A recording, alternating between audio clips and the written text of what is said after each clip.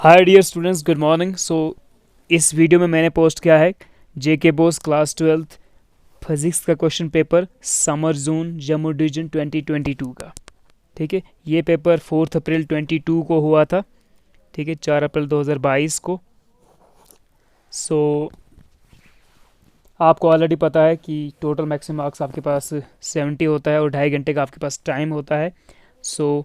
जो आपका पेपर आता है फ्रॉम 2020 ऑनवर्ड्स, जो पैटर्न पेपर है पेपर का, तो वो चेंज हो चुका है। दैट इज़ सीबीएसई पैटर्न आता है, और जिसमें आपके पास 5 सेक्शंस होती हैं। ठीक है, A B C D and E. Okay, तो टोटल आपके पास जो क्वेश्चन आते हैं वो 26 आते हैं। क्वेश्चन नंबर 1 से क्वेश्चन नंबर 5 तक स्टार्टिंग में आपके पास very short answer type question 5 आते हैं, जो 1 मार्क ईच होते हैं। उसके बाद फ्रॉम 6 to 10 आपके पास 5 क्वेश्चन आते हैं वेरी शॉर्ट आंसर टाइप, जो 2 मार्क्स ईच होते हैं। उसके बाद from question number 11 to question number 22 आपके पास 12 क्वेश्चन आते हैं, 12 क्वेश्चंस, जो 3 मार्क्स ईच होते हैं। ओके, उसके बाद नेक्स्ट आपके पास एक क्वेश्चन आता है जो 4 मार्क्स का होता है, जिसको हम बोलते हैं वैल्यू बेस्ड क्वेश्चन। ठीक है, और लास्ट पे आपके पास लास्ट सेक्शन में लॉन्ग आंसर टाइप क्वेश्चन आते हैं, जो 5 मार्क्स ईच होते हैं और 3 क्वेश्चन आते हैं। ठीक है, तो जो न्यू पैटर्न या सीबीएसई पैटर्न जो पेपर आता है आपको, ठीक है, जेके बोस का, तो उसमें आपके पास टोटल 26 क्वेश्चंस हैं। ठीक है, और ऑब्जेक्टिव्स नहीं आते हैं, तो लॉन्ग आंसर टाइप 3 आते हैं, बाकी यूजुअली शॉर्ट आंसर में ज़्यादा फोकस किया गया है। और जो न्यूमेरिकल्स का रेशो है दैट इज़ 25%। ठीक है, तो 25% आपका ओवरऑल न्यूमेरिकल आएंगे, जो यूजुअली 2 मार्क्स या 3 मार्क्स क्वेश्चन होते हैं। ओके, तो यूजुअली 3 मार्क्स 2 मार्क्स, और यहाँ पे जो मार्क्स है वो यहाँ पे फोकस हैं। लॉन्ग आंसर टाइप में आपको मार्क्स कम मिलेंगे, दैट इज़ ओनली 15 मार्क्स। तो चलिए देखते हैं क्या है यहाँ पर, क्या क्या क्वेश्चन आए हुए हैं। तो देखिए, आपके पास सबसे पहले सेक्शन ए है। सेक्शन ए में देखिए आपके पास very short answer type question, जो 1 लाइनर हो सकते हैं, फिल इन द ब्लैंक आ सकता है, जस्ट डेफिनेशन आ सकता है, या ट्रू फॉल्स आपको पूछा जाता है। ठीक है, तो 5 क्वेश्चन है 1 to 5। देखते हैं पहला क्वेश्चन क्या है। Charge resides only on the outer surface of a charge conductor.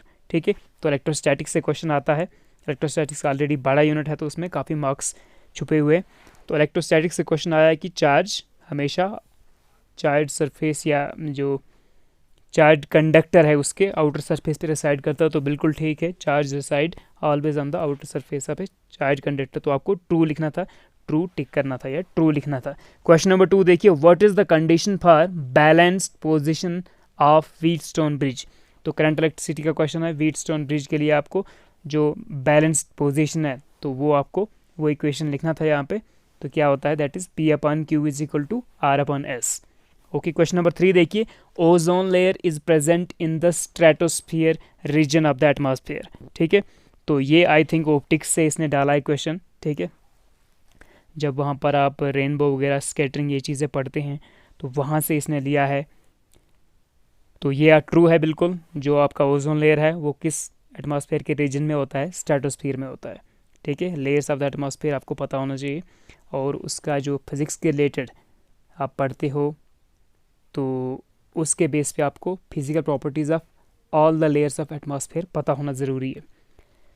Question number 4 देखिए, डिफाइन थ्रेशोल्ड फ्रीक्वेंसी। ठीक है, तो बहुत सिंपल क्वेश्चन है, dual nature of matter and radiation से आया हुआ क्वेश्चन है। तो थ्रेशोल्ड फ्रीक्वेंसी का आपको यहाँ पे डेफिनेशन देना है। ठीक है, ये वो मिनिमम फ्रीक्वेंसी होता है, ठीक है, बिलो विच या above which the photoelectric effect takes place. ठीक है, या below which the photoelectric effect does not take place. ठीक है, ओके, देखिए क्वेश्चन नंबर 5 है यहाँ पे, P type semiconductor is electrically neutral. ठीक है, तो इसका आपको ट्रू फॉल्स करना है, यहाँ पे ट्रू किया हुआ है। क्वेश्चन नंबर 6 सेक्शन बी पे चलते हैं। सेक्शन ए में आपके पास 1 मार्क्स क्वेश्चंस थे, सेक्शन बी में आपके पास 5 क्वेश्चन होंगे और 2 मार्क्स ईच होंगे।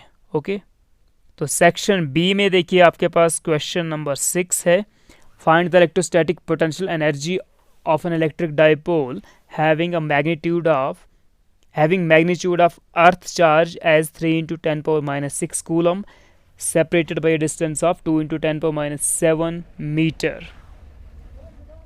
तो आपके पास क्या दिया हुआ है, आपके पास मैग्नीट्यूड ऑफ द चार्ज दिया हुआ है 3 × 10⁻6 कूलम, ठीक है, एक चार्ज दिया है। एंड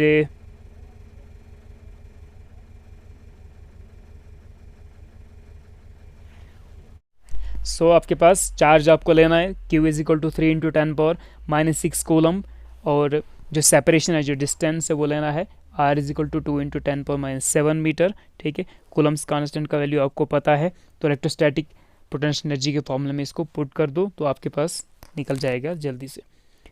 अगर आपको ये नहीं आता है, फॉर्मूला भूल गया है या नहीं आ रहा है, या आपको इसको निकालने में प्रॉब्लम आता है, तो आप R में कर सकते हो।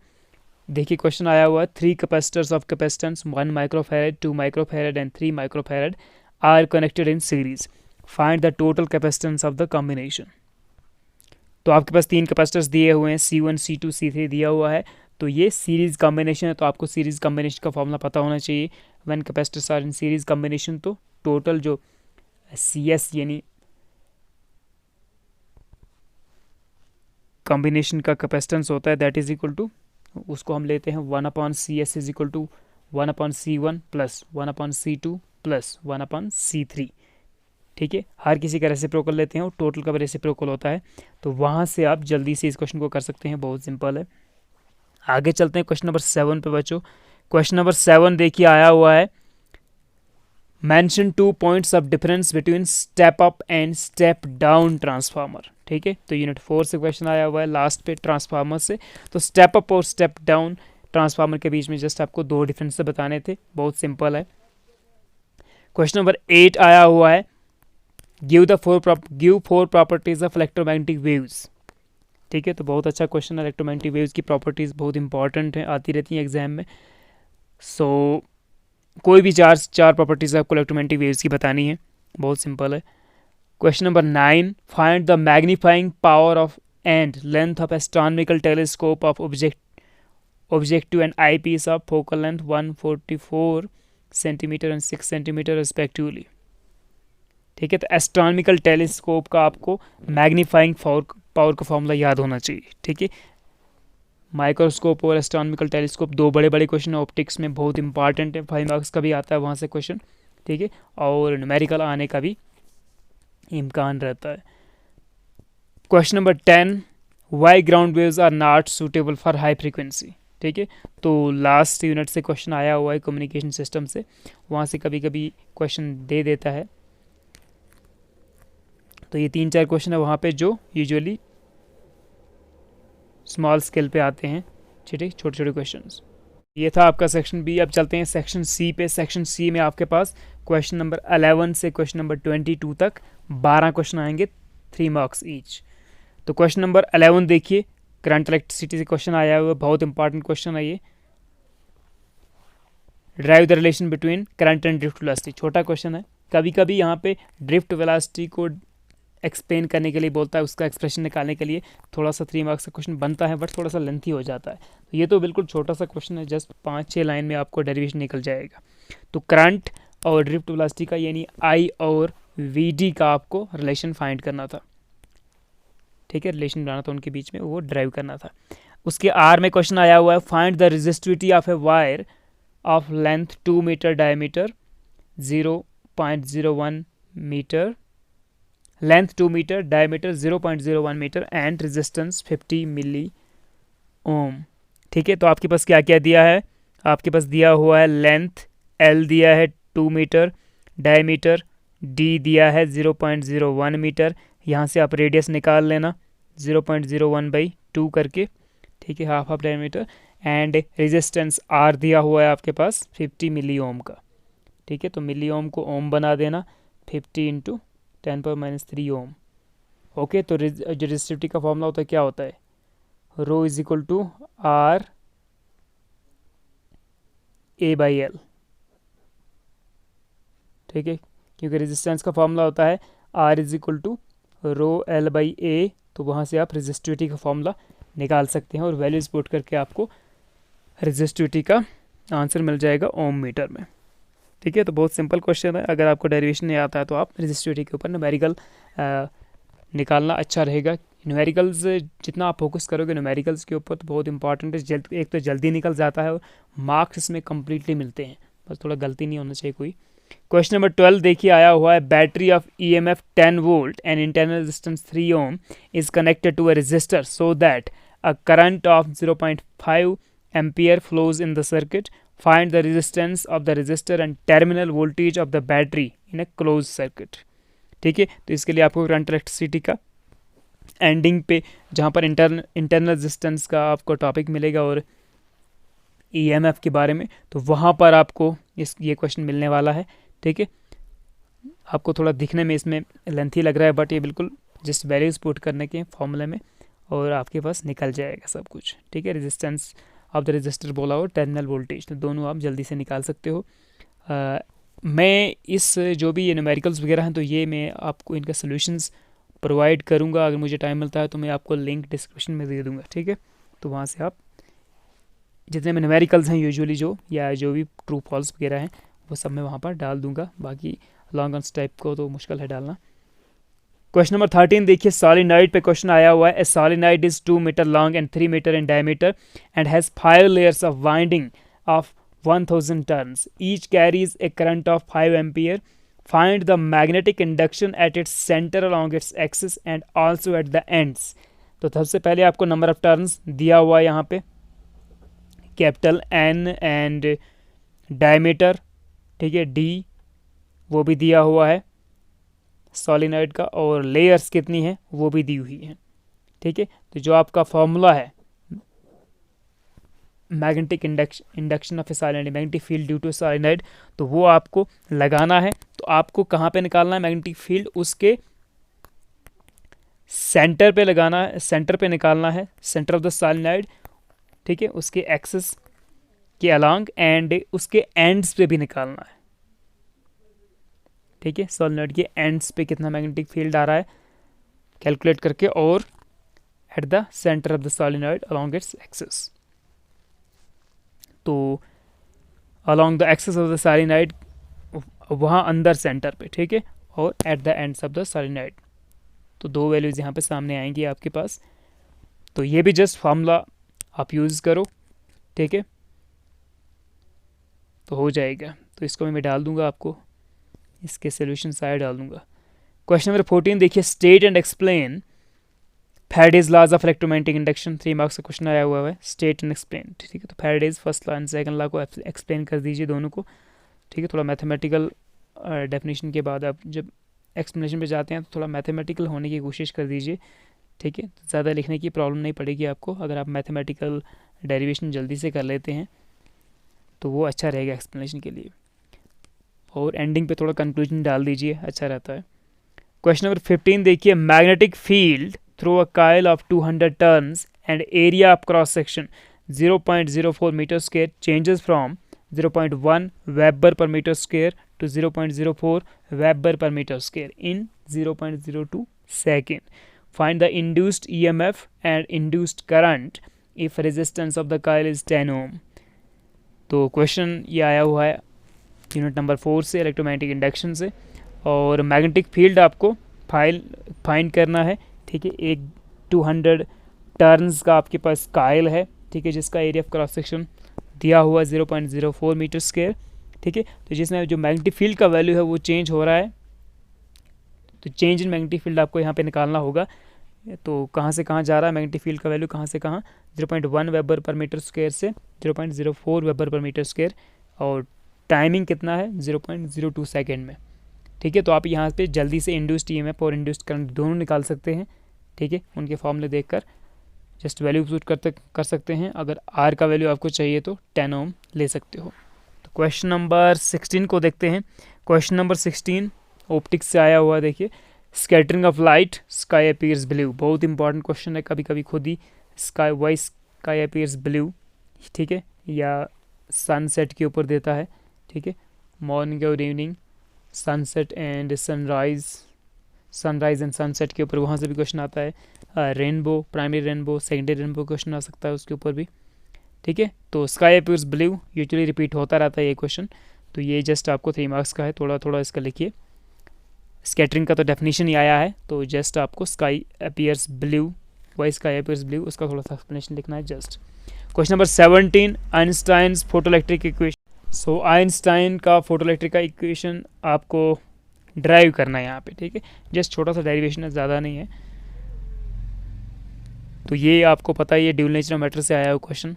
कभी कभी फोटोइलेक्ट्रिक जो फोटोइलेक्ट्रिक इफेक्ट है वहाँ से उसके लाज पूछता है, कभी कभी फोटोइलेक्ट्रिक इफेक्ट को एक्सप्लेन करने के लिए बोलेगा, कभी फोटोन या उसकी प्रॉपर्टीज़ दे देता है, ठीक है। और कभी कभी देखिए फोटोइलेक्ट्रिक इक्वेशन दिया है जैसे, और कभी कभी डी ब्रॉगली वेवलेंथ पे यहाँ पे न्यूमेरिकल भी पूछता रहता है 3 मार्क्स का। चलिए क्वेश्चन नंबर 18 पे चलते हैं। Write down the postulates of Bohr's model of hydrogen atom. बहुत ज़्यादा इंपॉर्टेंट क्वेश्चन है ये, हर बार रिपीट होता है। मैं हमेशा देखता रहता हूँ कि हर साल किसी भी private regular Kashmir division, Jammu division, Ladakh division, Kargil ले में ये क्वेश्चन रिपीट होता है हर वक्त, ठीक है। तो बहुत इंपॉर्टेंट क्वेश्चन है 3 मार्क्स के लिए। फिर कभी कभी properties of alpha beta gamma rays, ठीक है, वो भी पूछता है कभी कभी इस यूनिट से। फिर न्यूक्लियर फिशन, न्यूक्लियर फ्यूजन हो गया, वो भी पूछ सकता है। रेडियो एक्टिविटी के बारे में पूछेगा, बाइंडिंग एनर्जी, ये चीज़ें यहाँ पे आती रहती हैं। यूनिट 8 से क्वेश्चन आया है, एटम्स एंड न्यूक्लियाई से। क्वेश्चन नंबर 19 देखिए, न्यूक्लियर फिशन भी यहीं से आया हुआ है, इसी यूनिट से। तो define nuclear fission, explain with the help of an example, ठीक है। तो बहुत सिंपल है, इस क्वेश्चन को तो आप 8 से पढ़ते आ रहे हैं। Question number 20, distinguish between P type and N type extrinsic semiconductor. तो यहाँ से जो ये यूनिट नंबर 9 है आपका, सेमीकंडक्टर डिवाइसेस, तो वहाँ से यूजुअली जब छोटा क्वेश्चन आएगा तो डिफरेंस पूछेगा या जस्ट डेफिनेशन पूछेगा कुछ। तो P type N type semiconductor का डिफरेंस आया हुआ है, कभी कभी इंट्रिंसिक और एक्सट्रिंसिक का डिफरेंस पूछता है वहाँ पे, ठीक है। तो ये दोनों क्वेश्चन बहुत इंपॉर्टेंट है, रिपीट होते रहते हैं। फिर उसके आगे लास्ट पे आपको पता है लॉजिक गेट से क्वेश्चन आना ही आना होता है, उसको पेपर करना ही करना होता है। पीएन जंक्शन है, कभी कभी जिनर डायोड, और सोलर सेल के ऊपर भी कभी कभी क्वेश्चन आता है। तो पी और एन टाइप सेमीकंडक्टर्स का इसने डिफरेंस पूछा हुआ है। तो आपको जस्ट अगर 3 मार्क्स का है तो जितना आपको आता है 3-3, 4-4 या 5-5 डिफरेंस दे दिया, अच्छा रहेगा। तो क्वेश्चन नंबर 21 देखिए, give the truth table, logic symbol and Boolean algebra of OR gate, ठीक है। तो आर गेट के लिए आपको ये तीनों चीज़ें बतानी थी जस्ट, बहुत अच्छा सिंपल क्वेश्चन है। क्वेश्चन नंबर 22 पे चलते हैं। Draw the block diagram of data transmission and data reception, ठीक है। तो कभी कभी कम्युनिकेशन सिस्टम से तो डायरेक्ट क्वेश्चन पूछता है कि एलिमेंट्स ऑफ कम्युनिकेशन का आप ब्लॉक डायग्राम बताओ, ठीक है। तो कभी कभी फिर थोड़ा आगे से भी पूछ लेता है कि चलिए मॉडम डीमॉडम या इन चीज़ों के बारे में बताता है, कभी कभी मॉड्यूलेशन डीमॉड्यूलेशन के बारे में। तो इस बार ब्लॉक डायग्राम आपको दिखाना था ट्रांसमिशन डाटा और डाटा रिसेप्शन का, ठीक है। सो अब चलते हैं सेक्शन डी पे। ये एक वैल्यू बेस्ड क्वेश्चन आता है 4 मार्क्स का, ठीक है। काफ़ी अच्छा क्वेश्चन है ये, थिंकिंग के ऊपर है। यहाँ पर आपको जो भी क्वेश्चन आएगा वो उससे आपको थोड़ा फिजिक्स का एप्लीकेशन समझ आ जाएगा, ठीक है। एप्लीकेशन ऑफ फिजिक्स के रिलेटेड आता है, वैल्यू बेस्ड क्वेश्चन 4 मार्क्स, ठीक है। इसके 3-4 छोटे छोटे 1 मार्क्स क्वेश्चन होंगे। तो देखिए यहाँ पर एक स्टोरी इसने बताया है कि Owais was very happy to receive a car on his birthday from his father. Then Owais और उसका फ्रेंड बासित जो है वो लॉन्ग ड्राइव पे चलते हैं, ठीक है। एट नाइट बासित सजेस्ट करता है कि ओवेस की जो गाड़ी की हेडलाइट्स हैं, ठीक है, वो वेरी वीक हैं और उसको चेंज करना चाहिए हाई पावर ट्यूब्स के साथ, ठीक है। वो जब चेंज करता है, ठीक है, फिर वो लोग चेक करने के लिए निकलते हैं कि अब कैसी हैं हेडलाइट्स, ठीक है, अब कैसा लाइट गाड़ी के लाइट्स हैं। तो उसके बाद वहाँ से कोई एक स्कूटर वाला आ रहा होता है, तो he gets struck with the car, ठीक है। तो लकली कोई बात, nobody is hurt and but जो व्हीकल काफ़ी डैमेज होती हैं vehicles, scooter as well as car. उसके बाद बस ने स्लैप किया स्कूटरिस्ट को, ठीक है, बट स्कूटर ने कहा कि मुझे कुछ दिखाई नहीं दिया, ठीक है, आपकी हेडलाइट्स बहुत ज़्यादा तेज़ थी, मैं अंधा हो गया। फिर ठीक है, तो ओवेस के father became angry with the Owais and told him that he should have installed special cover on the headlights to reduce the glare, ठीक है। तो जो हेडलाइट बहुत तेज़ है तो उसके ऊपर कवर्स लगाने चाहिए थे, स्पेशल कवर्स। तो अब ये स्पेशल कवर्स के ऊपर इसने क्वेश्चन पूछना है, ठीक है। ये टेक्निक होता है जस्ट एग्जामिनर का, ठीक है, जो पेपर सेटर होता है कि क्वेश्चन कहाँ पे पूछना है, किस पॉइंट का। तो स्पेशल कवर्स के ऊपर देखिए क्वेश्चन पूछा है इसने, a part, what is this special cover reducing the glare card, ठीक है। तो जो स्पेशल कवर्स होते हैं जो ग्लेयर को रिड्यूस करते हैं हेडलाइट्स का, यूजुअली छोटी गाड़ियों का, तो उन कवर्स को क्या कहते हैं। Mention its two other applications, ठीक है। इनके दो एप्लीकेशन और बताओ। What is your opinion about the Owais and Basit behaviour, तो ओवेस और बासित इनका बिहेवियर कैसा था, उसके बाद अपना इरादा बताओ। सो सी पार्ट में इसने देखिए पूछा है what do you think about the reaction of Owais father, ठीक है। वो इसके पापा का क्या रिएक्शन था, ठीक है। तो वो he became very angry with the Owais and उन्होंने कहा कि उन्होंने सजेस्ट किया कि ओवेस को स्पेशल कवर्स पुट करने चाहिए थे हेडलाइट्स के ऊपर, ठीक है, लगाने चाहिए थे हेडलाइट्स के ऊपर, ठीक है। फिर डी पार्ट है name and state the law that relates refractive index of the material cover with the angle at which the reflected light and the refracted light are perpendicular to each other, ठीक है। तो name and state the law that relates refractive index of a material cover, तो material cover का refractive index, ठीक है, जो उसको relate करता है, और angle which the reflected light and the refracted light are perpendicular to each other, तो इन दो क्वांटिटीज़ एंगल और मटेरियल कवर के रिफ्रैक्टिव इंडेक्स को जो ला रिलेट करता है, जो यहाँ पे ला लगता है, उसका नाम बताओ और उसको स्टेटमेंट दे दो, ठीक है। तो ये था आपके पास वैल्यू बेस्ड क्वेश्चन, बहुत अच्छा क्वेश्चन है, ठीक है। कभी कभी सिंपल पूछ लेता है, कभी कभी जो आपका होता है ना हाइपरमेट्रोपिया या मायोपिया, उसके ऊपर कभी क्वेश्चन पूछता है यहाँ पे वैल्यू बेस्ड क्वेश्चन में, ठीक है। तो इस केस में इसने बहुत अच्छा पूछा है कि ऑप्टिक्स का क्वेश्चन दिया है, ठीक है। और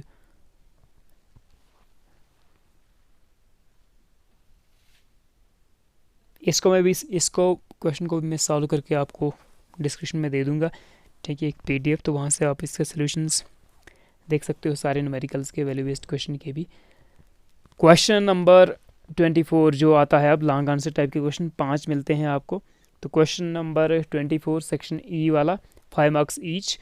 तो सबसे पहले state Gauss's law, derive an expression for the electric field due to an infinite line of charge. तो गॉसेस लॉ का स्टेटमेंट बहुत इंपॉर्टेंट चीज़ है, और साथ में जो 3 एप्लीकेशंस हैं, इनफाइनाइट लाइन ऑफ चार्ज की वजह से इलेक्ट्रिक फील्ड निकालना, या due to thin sheet of charge, या due to hollow spherical sphere. तो ये तीनों एप्लीकेशन में हर साल एक क्वेश्चन रिपीट होता ही होता है। तो ये 5 मार्क्स का क्वेश्चन आ गया है। और आर में देखिए आया हुआ है principle construction and working of a Van de Graaff generator, ठीक है। थोड़ा सा डायग्राम इसका काफ़ी लेंथी है बनाने में, और लिखने के लिए भी है थोड़ा वैन डिग्राफ जनरेटर में, बट क्वेश्चन इंपॉर्टेंट है, रिपीट होता रहता है हर साल, ठीक है। तो या कभी कभी पीछे से क्वेश्चन आता है, इलेक्ट्रिक फील्ड इंटेंसिटी पूछता है एक्चुअल लाइन ऑफ डाइपोल के लिए, या इक्वेटोरियल लाइन ऑफ डाइपोल के किसी पॉइंट पे, ठीक है। कभी कभी कोलम्स लॉ और उसका वेक्टर फॉर्म पूछ लेता है, ठीक है। तो बट गॉसेस लॉ, ठीक है, लास्ट फिट होता है, स्टार्टिंग में भी। तो आपको यहाँ से क्वेश्चन 5 मार्क्स का आएगा ही आएगा इलेक्ट्रोस्टैटिक्स से। तो जो बड़े बड़े क्वेश्चन हैं उनको हमेशा रेडी रहना चाहिए, प्रिपरेशन होना चाहिए। क्वेश्चन नंबर 25 देखिए, बायट सवर्ट लॉ आया हुआ है, drive an expression for the magnetic field at the centre of a circular coil carrying current, ठीक है। तो बायट सवर्ट लॉ का आपको स्टेटमेंट देना था और एक्सप्रेशन निकालना था magnetic field at the centre of a circular coil carrying current, ठीक है। तो वहाँ से भी क्वेश्चन आपको मिलेगा ही यूनिट 3 से। और इसके आर में क्वेश्चन आया हुआ है, what are diamagnetic, paramagnetic and ferromagnetic substances, give their uses, ठीक है। यहाँ पर कुछ मिसप्रिंट है। तो ये क्वेश्चन भी बहुत इंपॉर्टेंट है यूनिट 3 में। अगर आप इसको हमेशा आपको इसको क्वेश्चन को प्रिपेयर करना ही करना है कि आपको 3 मार्क्स का पूछ सकता है, यहाँ पर तो 5 मार्क्स का आ गया है, बहुत अच्छी बात है।